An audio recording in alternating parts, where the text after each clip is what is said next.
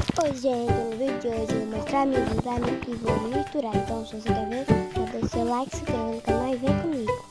Então eu vou começar com o roxinho. Tipo assim, vou começar pela pior até o melhor. E a melhor eu não vou misturar. Então bora lá começar. Essa é muito ruim.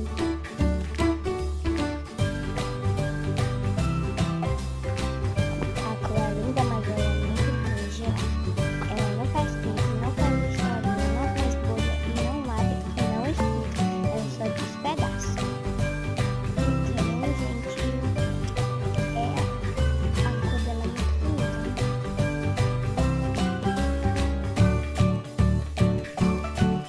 Então vamos pra próxima, que ela também é ruim, né, Cláudia? Eu não gosto dela também. Mas a cor dela é um pouquinho bonita. É Cláudia dizendo que é muito glitter, então vem ver.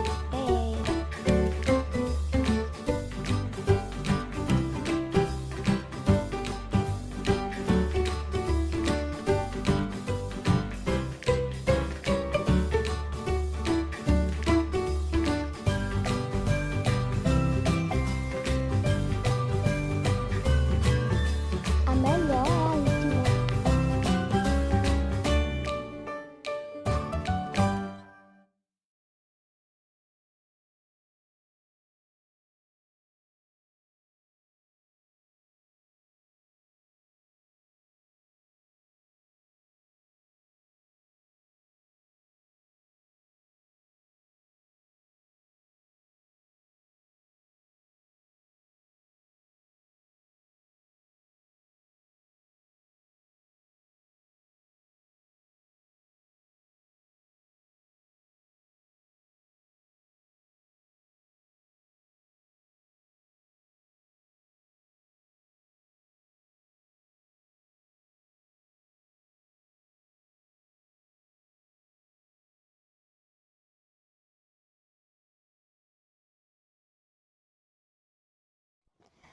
Agora sim, essa é a melhor.